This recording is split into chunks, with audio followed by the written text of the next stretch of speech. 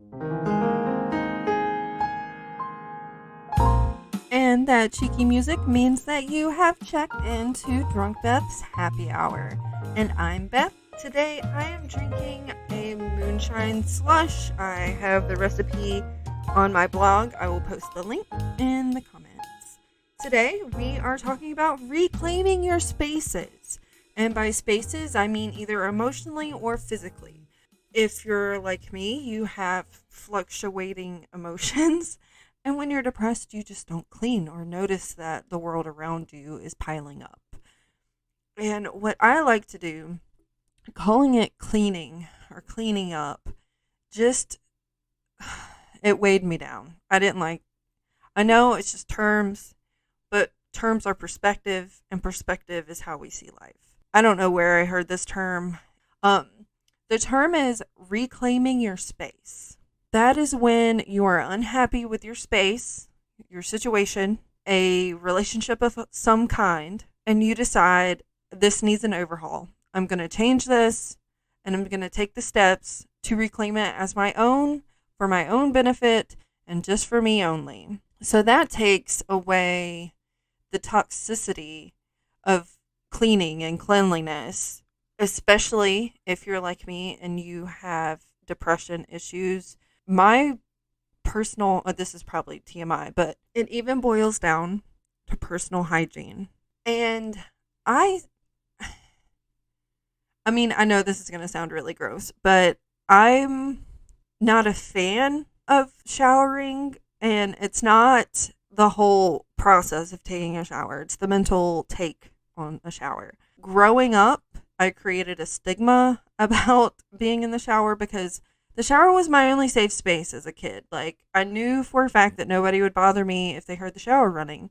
So I conditioned myself to think of the shower as a place where I can mentally break down and nobody judge me for it. As an adult, I can recognize this as problematic because you need a shower to function in society. You just do.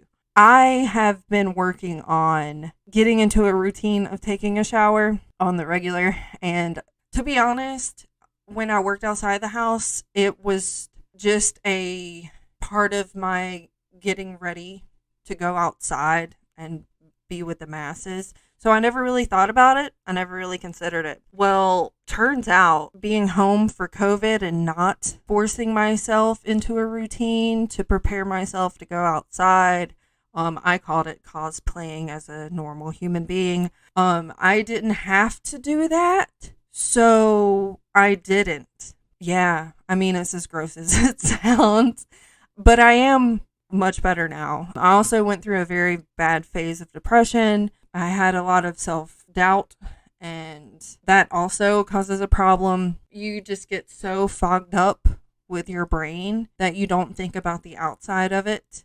I did the bare fucking minimum. I kept the kids alive, and I threw all my energy into that and pretty much ignored everything else, including my own well-being. And self-care stems from absolutely everything. And I mean absolutely everything. Self-care can be brushing your teeth every day. Self-care doesn't always have to be bubble baths and locking yourself in a room for 45 minutes just so you can clear your head. Self-care is how we maintain our neutral. And basically, it's this everyday maintenance that we have that allows us to fit in society as well as at home when you're alone. And there's nobody there to comment on what you're wearing or if you smell because it's been 2 weeks and you haven't showered. This type of self-maintenance is just a frame of mind. It's the checklist that proves that not only are you existing, you're living. And with living, that's the good and the bad, the just functioning, which is what this whole podcast is about. It's normalizing your feelings and your, I don't want to call them shortcomings, the side effects to your anxiety and how we can cope with those and become better functioning humans. not necessarily by societal standards, because I feel like those are so far away from reality. I don't even know why we entertain them. Say what you want about TV shows. And I mean, I even see it on social media. If you are gaining an audience pretending, and it's staged and it's fun, it's lighthearted, most of the people that watch it kind of catch that it's staged. I'm not attacking you. You do you. That's fine. I'm actually more accepted about social media type of entertainment than I am Big Brother type of entertainment. And I'm not talking about Big Brother, just the TV show. I mean, like 1984 Orwell type Big Brother shit. I would rather see content from other quote unquote normies than very polished movies and TV shows.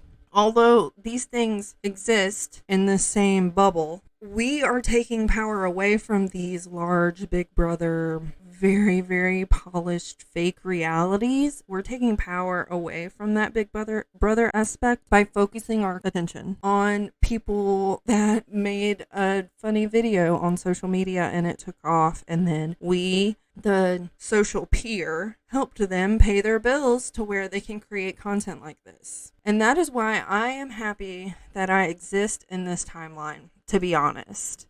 And I have gone on a tangent. Okay, so off of the tangent, I'm going to go back to reclaiming your spaces. And I guess this kind of falls into the category, because talking about spaces as physical and emotional, part of your emotions are being satisfied with yourself and exposing yourself to content and creators and television and movies that fall within your realm of comfort. And some of these things will pull you outside of your comfort zone, and that's how we learn and experience life and widen our horizons. That stuff's awesome. But when I talk about creating a safe space within yourself through the content that you expose yourself to, I'm talking about, as a female, I refuse to watch someone being blatantly misogynist. As someone of the alphabet mafia, I do not circle myself around toxic Christianity or other religions that smite me for existing. Those types of situations, I choose my filter for me. This also taps into the bubble theory that I spoke about in the last episode.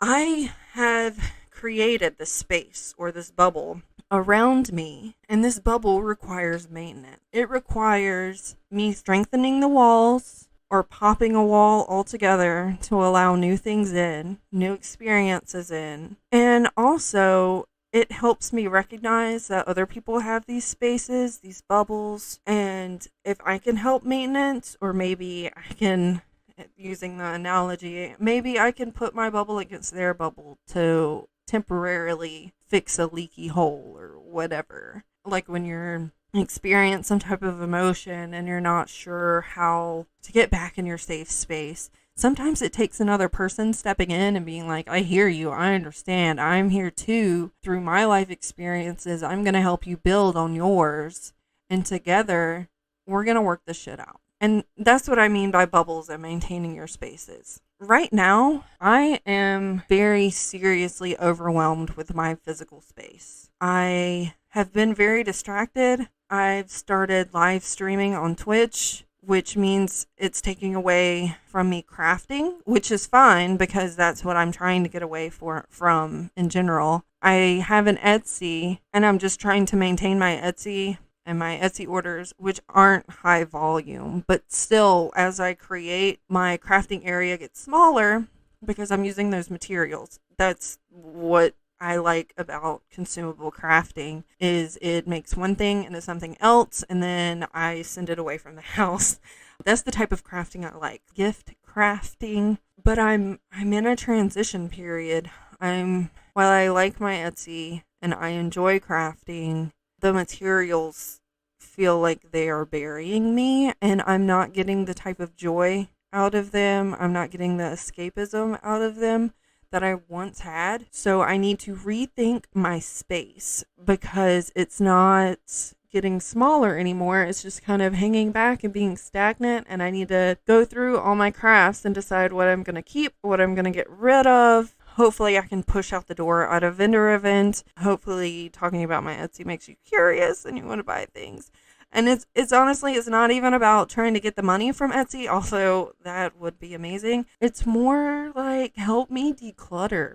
And I like functional crafting. So if it's something that can be functional in your life and I just have it sitting around, I would much rather send it your way. We need to have these types of grievances with ourselves so we can grow from it. Like when I hung out with a large group of people before I had children, there was always that person in the group that said horrible shit, would constantly say bad things about their spouse or boyfriend or girlfriend. You know, the person that just came in with a cloud of negativity and everybody tried to laugh it off, or maybe somebody else in the group just made a ton of excuses for them, so they were always invited to the group. But I feel like no matter what age you are, you can still fall into that crevice. And I would just choose to not be around that person.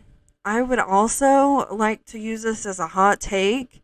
If you have a family member that every time they come around, they just fucking piss on everybody's happiness, call that motherfucker out. I don't care how they're related to you. I don't care how many times somebody has tried to be the buffer for them. At some point, you are enabling them to ruin everyone's day. And while it is not your responsibility to police everybody's happiness around you, I want you to know that you are perfectly okay with saying, oh, so-and-so is coming to this? No thanks.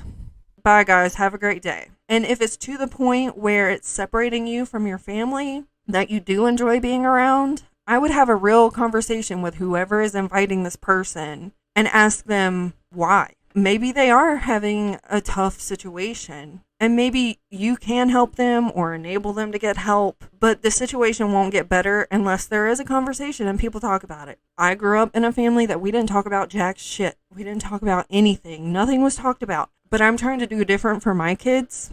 And I guess that's all you can really do moving forward, since you can't change the past. And it's also very satisfying for you to, I kind of look at it like a purge. And don't try to do the whole house all at once. That's just very overwhelming. I mean, I am not a professional cleaner. I am not a professional organizer. All I can do is be here for the motivation part. And me personally, I pick a room or an area of the room. I just do all of it, and it has to get done at least 90%, 80-90% on that one day and that one sweep. Or I'm just not going to come back to it because I'm going to be exhausted about it and I'm not going to continue on. Or you just do it bit by bit, like laundry. I hate doing laundry, but I'll pour all the laundry on the bed, and every time I walk past it, I'll fold 3 things. Or I'll put on a podcast. Now I'll put on some type of Twitch. There's a really cool violinist that I watch. And she's very soothing, and she does some contemporary stuff. She has a bunch of regulars that come and talk to her, and she's got a very soothing voice. And I trick myself into hanging out in that room, and while I'm in that room, I might as well fold some laundry before I put them on the couch. And then I'd fold them, and then I'd have to put them away, but it's the couch. I can walk away from the couch, and it can be full of crap, and who cares? But the bed I'm going to sleep in, so I have to remove those clothes and put them away. Now that my kids are older, especially my daughter, I'm trying to organically get them into doing their own chores without them being a chore. I just want them to be a process, because everything was done for me as a kid. For me to do it just feels like, I'm going way out of my way, when it's a full benefit for myself. It's all about perception, and perception is reality. I don't know how many times I'm going to say that up here, but yes, I'll dump all of her clothes on her bed and be like, if you want to sleep in your bed tonight, you got to fold your clothes. Sometimes she still curls up with her brother because she's like, there's so many clothes on my bed. I don't have that option. I don't have another bed. I have to do it. But still, she gets the point. And if she wants her friends to come over, she has to clean her room. And now that we have neighborhood kids that ring our doorbell like twice a day, she's starting to clean her room. I also wasn't enforced that. I would go off to a friend's house and I would come home to a clean room, and it would infuriate me. Again, That's my space. I should own it. I should clean it. So I'm trying by proxy to encourage this behavior as a normality. You can even think of it as controlling your own chaos. There's so much in your life that you cannot control. And this is also a coping mechanism that I used to do all the time before kids when I had more give a fuck, I guess. And I still kind of do this. I don't like to think of it as an unhealthy coping mechanism, because if you can find productivity in a way that makes your life better through coping, you're winning, okay? You're winning. And I'm not a specialist. This is all unqualified advice. But I'm telling you, if you had a really shitty day, we can say work or personal, you got spoke over, somebody did something even though you thought you had agreed on doing this other thing, you cannot control things outside of your mind, body, and person. You just can't. I know a lot of people try, especially when you are working with the public or working with coworkers. It's a harsh realization, but you cannot manipulate anybody else enough or force anybody enough to do whatever you need to do that is better for you. You just can't. Even in the non-toxic level, I used to manage a gym, and before I managed this gym, I cleaned it. So,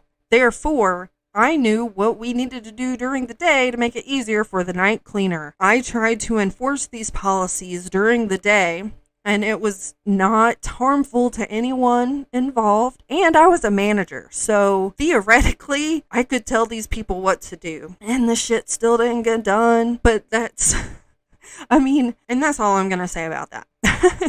But you cannot control people. You just can't. And some people will even do shit that's opposite just out of spite because of however they're feeling and how they're doing that day. But I digress. Your day was shitty. Something happened. Somebody bulldozed your idea. Whatever. You can't control that shit. So you come home, and through coping, you know that if you reclaim your space, you are in control of your house. Let's say you live completely alone in this scenario, because I think that's the only way this analogy will work. And that's part of why I say pre-kids. But anyway, okay, so you've had a very shitty day. You come home, whatever happened was completely out of your control today, and you're just hyper focusing on it. You cannot get past it, and you're fucking furious. So you decide you're gonna do the things that you can control, and you don't like the way that your furniture is arranged right now. So you rearrange your furniture. You go through your closet and you clean up, or you get rid of all the clothes that either don't fit you, you realize you hardly wear. You throw half the shit away in your house in a rage. And I'm not gonna mention the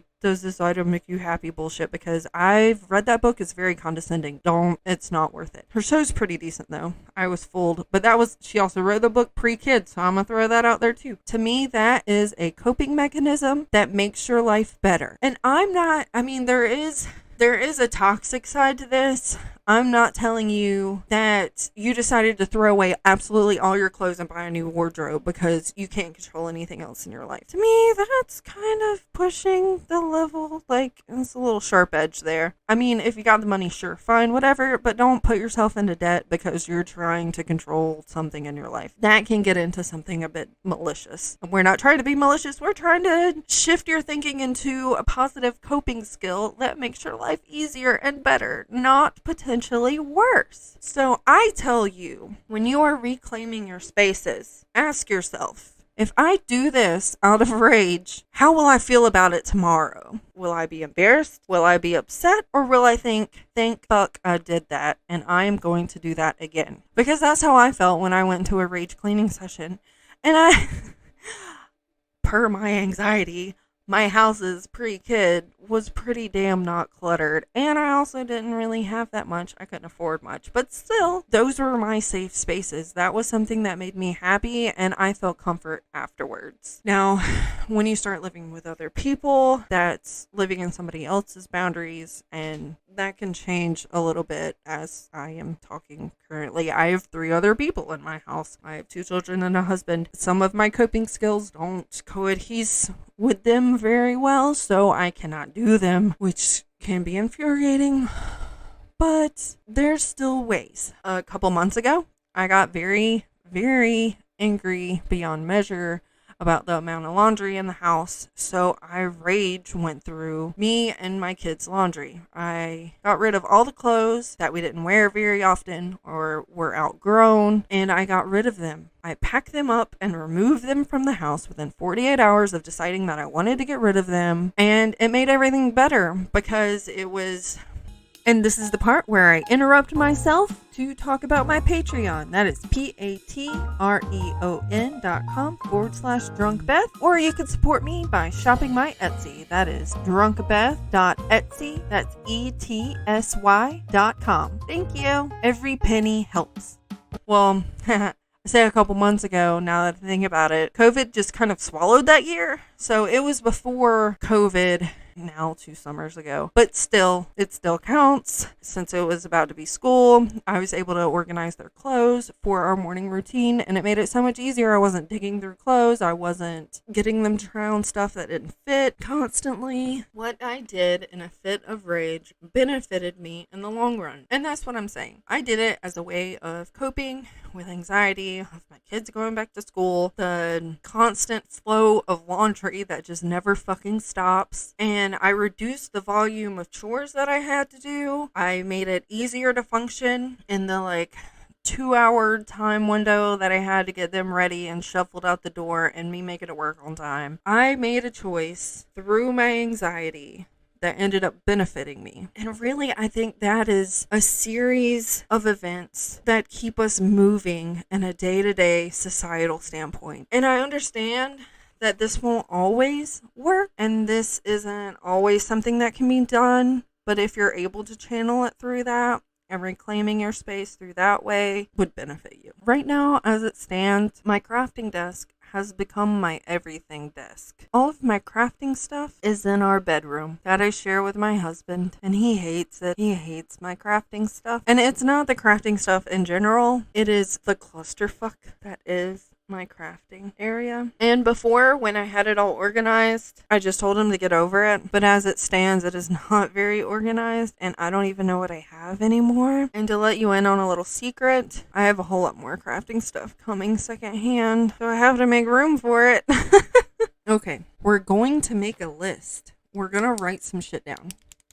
You got your pen? I love to function by making lists and organizing things in a way that I know for a fact that I can do them. I also pretty much self-diagnosing myself as ADHD. Before you come at me about how do you know you need a doctor's symptom, blah, blah, blah. No, I really think that that type of reaction to somebody saying that they have self-diagnosed themselves is just wrong, and we should probably stop. I know that some of it gets abused.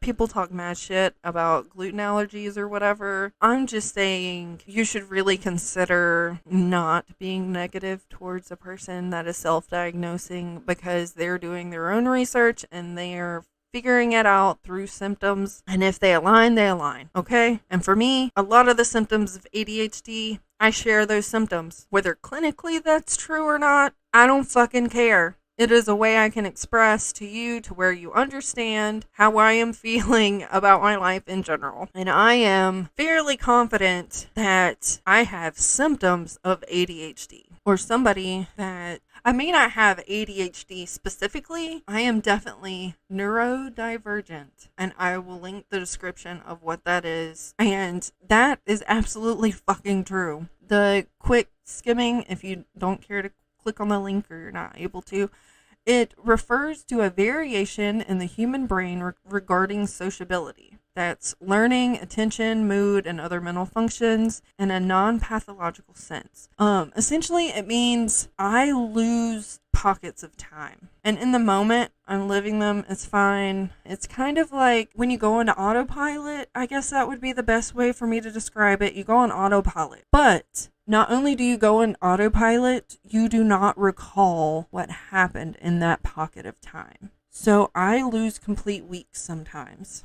And I know I'm saying this, and if you have no idea how this feels, you're probably freaking out a little bit, thinking I should go to the doctor. And honestly, I really want to.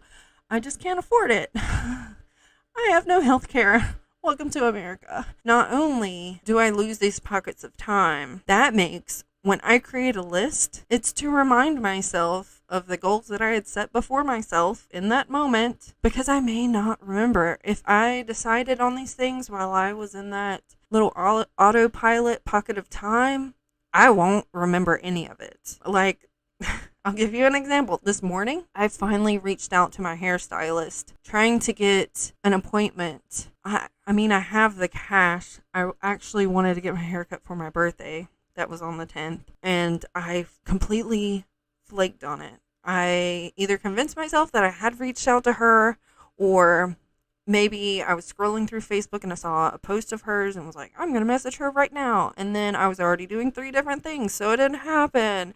And then I realized that it is almost the 20th of June, 10 days past my birthday, and I have yet to contact her. So this means I was trying to get up with her since May, early to mid-May. I was going to reach out to her and be like, hey, can I have a birthday haircut? And then shit just did not happen because I didn't write it down. Because I made this decision in autopilot, and then I could not remember that I had decided on doing it, or maybe I'd convinced myself that I was going to. See, I'm just going to stop myself right there. I am neurodivergent. I am.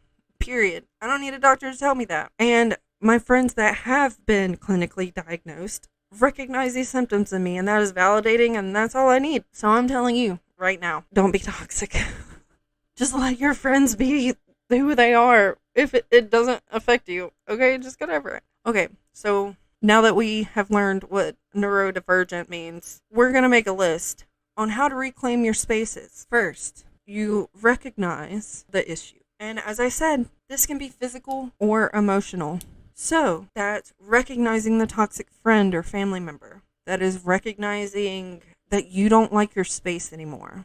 Recognizing that a lot of shit happened that day that you had no control over, so you're going to do something that you can fucking control. Hurrah! Any of that. Step 2, deciding what you're going to do about it. Okay, and I am going to clump this in with what I just talked about my hair. I decided a few years ago, I am a short hair person. I prefer my hair to be off my shoulders. That is a maintenance haircut.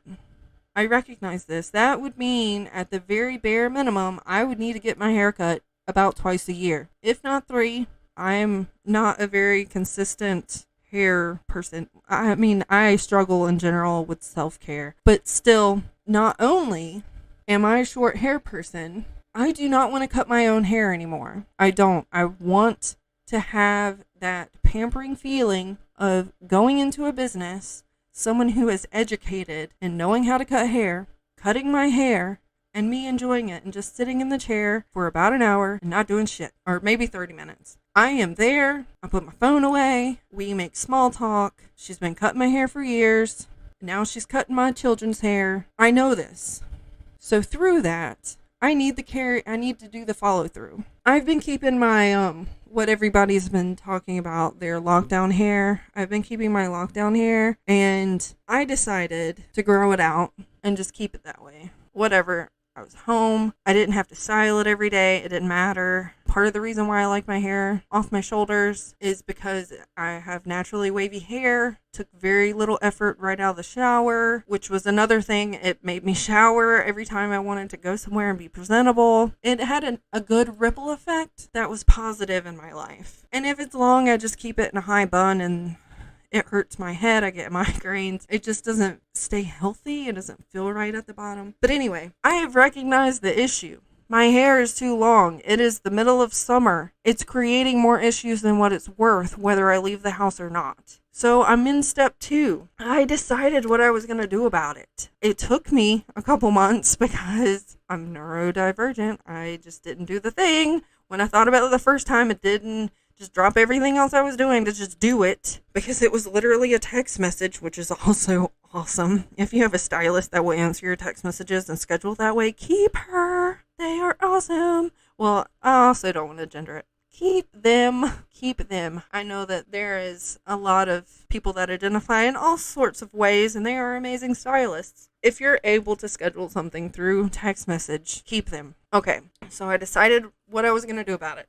I scheduled the thing. And then step 3 is do it. There may be some sub-steps in there, depending on what it is. Like, it's not as simple as cleaning my crafting space as calling somebody, because I I don't roll that deep. I have to actually decide if I'm going to throw out the items that I don't want anymore, find someone that could use these materials, or recycle them, or how am I going to dispose of these things? And I also need to decide for me, what section am I going to tackle first? If you're on my Patreon, I took a picture of the space that I had set up before my Twitch, and I call it my hoarder shelf. I have fuck all up here. I have like a shit ton of wine corks because I craft with wine corks. I have this large cardboard box that I got when I ordered a fuck ton of DrunkBeth shirts that nobody bought. And then I have my sketchbook, some random books, my D&D stuff up here. I have little organizers from when I was making Christmas ornaments. Hello, it's June. And that has all my ribbons and stuff in it. I got a little deeper into painting, so I have this very rundown plastic shelving unit that broke when I tried to move it, so it was all lopsided. And I have that kind of shoved up against the bed, which means that I haven't even looked in the little storage unit thing under our bed on that side since I put that box there before lockdown. So I need to decide, what am I going to do? Let's go through the steps again. I'm going to recognize the issue. I don't like the space. It doesn't accommodate me anymore. It doesn't make me feel more creative. It doesn't help me. And then 2, deciding what I'm going to do about it, which 2A would be like, clean the fucking space. 2B would be organize it. 2C, how can I reclaim this space in a way that's functional for me and I enjoy being there? So after I've mapped out those things, which your brain may be different. You may not need to make lists for things. You may be able to retain the information that you get in your brain as it comes to you. However you're able to push forward, that would be perfect. I'm not saying that this is the only way. I'm just saying that from point A to point B, that can work. And then step 3 is doing it. Deciding what day that I can do it. When will I have time? When will I be able to invest the time that it takes? Like getting my hair done, I decided. I recognize the issue. I decided to message her to get the shit done. The do it part is out of my control. I'm in compliance to her schedule because I want her to do my hair. And that is a decision that I made for myself. So I made up in my mind. We have an upcoming trip that's for a week. I know that once we get back from that trip, I know how I am and how the next week after we come back is going to get swallowed up. So my 2 options are today or tomorrow, because we leave on Friday. It doesn't matter what time we leave on Friday because Friday's gone. Friday's getting to the airport. Okay. I reached out to her because I was like, I'm going to do it right now. And I mean, TMI, but I was literally in the shower and I was like, I'm going to message her right now. I was washing my hair and that's what made me think of it. So as soon as I could open my eyes, I messaged her from the shower because I was like, if I wait until I get out of the shower, this shit's not going to happen. We're pushing on back to school and she is a one-woman show. She has her own salon. It's just like, it's a official, professional, whatever. It's not out of her house. I know her limitations. So approaching her with what I need, I also recognize what she's capable of within those time limits, So I asked her, can you squeeze just me in for a haircut? Not a color, not a long lengthy thing. You don't even have to wash my hair. I just want to chop literally half of it off. And I trust you to do that. And if you cannot squeeze me in within today or tomorrow, I'm going to have to suffer until July, hopefully. So she was able to squeeze, but I said if we go in July, I might as well try to get the kids done too because school's about to start. So it didn't work out for this week, but it's not her fault. I should have messaged her in May or the end of April like I had originally thought, but dragged my feet on because I was on the fence of whether I should grow it out or not. And now it's been a couple months and I realized that my hair's just not healthy at the length that it is. I don't like the textures. But anyway, hopefully these steps will help when it comes to reclaiming your spaces. I want to talk about emotional because that's not as easy as physical. Okay, so we have the 3 steps, which I'll put in the show notes, about doing the physical reclaiming of spaces. But the emotional, there's so many variations it's hard to boil them down to 3 steps. And honestly, it's just not feasible, really, for certain emotional things. Because some of the emotional things is step 1, realize you have the issue. Step 2, realize they're never going to change. Step 3, remove yourself from said person. Sometimes it's not that easy, though. To dig into my personal life a little bit, my father was always very toxic. He's a horrible human being. I hear he's done some growing, but for the level of narcissist that he is, I highly doubt his growth reflects in a way that I would still welcome him into my life. And growing up, I couldn't remove myself because I was literally trapped in that household until I was able to go out on my own in a semi-financially stable way.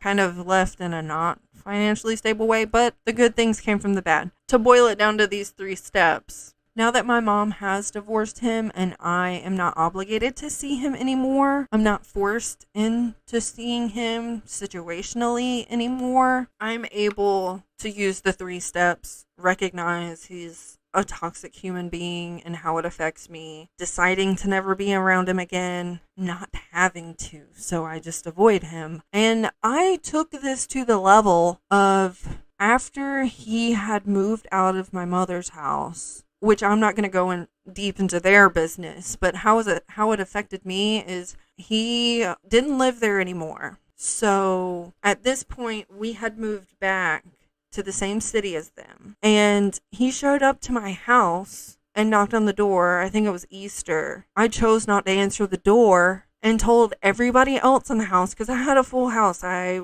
had my niece there, I think. Maybe my nephew too. I at least had my niece there. Both my kids were sitting at the bar eating breakfast. My husband was home. I believe it was Easter Sunday. And he had Easter gifts for everybody. When he knocked on the door, first of all, I don't even know how he got that address, and we moved because he knew where we were. That was a deciding factor on when we moved from there. It wasn't worth it for him to try to reconnect with me because of what he had put me through. Honestly, when I was going into his space, when he was still sharing a house with my mother, I felt that if I wanted to spend time with her, I had to eat crow and go through the bad shit of being around him and exposing myself. And at the time, I only had 1 child and my new immediate family. I accepted what would you call it? I accepted the terms and agreements by willingly going into the same space that was his domain. So when he would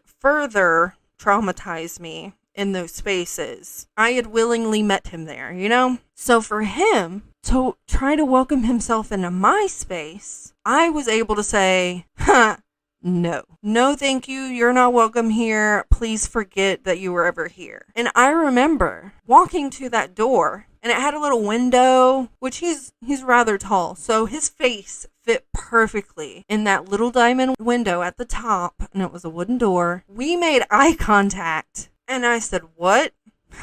No, thank you. We don't want any. Have a great life." And I turned around, and he watched me walk the length of the living room and turn the corner into the kitchen. To me, I was stuck at that second step of deciding what I was going to do about it, but I was unable to. So I'm not trying to shame anybody. If they are stuck in a situation, they're just doing what they need to do to function in whatever situation that is wrapped around the issue, the step 1. But the step 3, I was able to accomplish. And I sent the right signal. For the people that recognize him, I hear that he still speaks of me and my children like we communicate. He has never met my son. I'm just going to put this into perspective. He has never met my son. My son is 5 years old. He will be 6 in September. I'm not going to go real deep into the trauma because I don't necessarily think that this is the platform. But I will say that it is very gratifying to me that I was able to get to step 3 and how much it has benefited me since then. And I don't need a doctor or a therapist to tell me. I also want to include this, and it's completely on par with reclaiming your spaces. You do not have to suffer being around someone that makes you feel inhuman, horrible, guilty for existing. You do not need the projected pain from another human being. You are not required to suffer because you are blood related.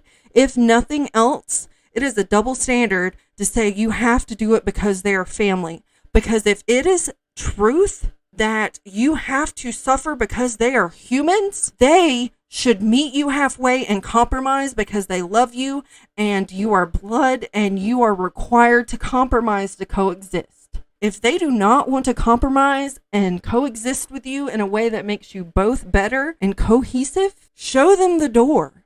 If you are able to and it is safe to, tell them to fuck off and live your life to the fucking fullest, and I am here for you. My inbox is open. My email is open. If it's your mom, I'm your mom now. If it's your cousin, I'm your cousin now. Be you in a way that you know is not affecting them. You know that they are choosing to create the negativity between you as a choice, and then they are guilting you for it. Fuck them. I don't care how they're blood related to you, because if they won't treat you with the bare necessity of friendship, they do not deserve to be your family. Family is a choice, friends. Family is a choice. I grew up with the Southern guilt of you can't choose your family. Yes, you can. And I'm here to tell you that you can also choose to disown family. And I'm here for it because I've done it and my life is so much better for it. So now that I've gone on a very serious rant, I'm going to include all of these things in the show notes. Thanks for hanging out with me. And I can't leave quite yet because I have to do a shout out to Kathleen Childs. She's the one that wrote this swanky music. You can find her on Twitter at Peach Garden RPGS, and she is co-owner of a podcast called Sword of Symphonies. You can find them anywhere that podcasts are found, so check them out. And you can also find me too. I'm on Twitter, and that is at that's THE DrunkBeth. See you around.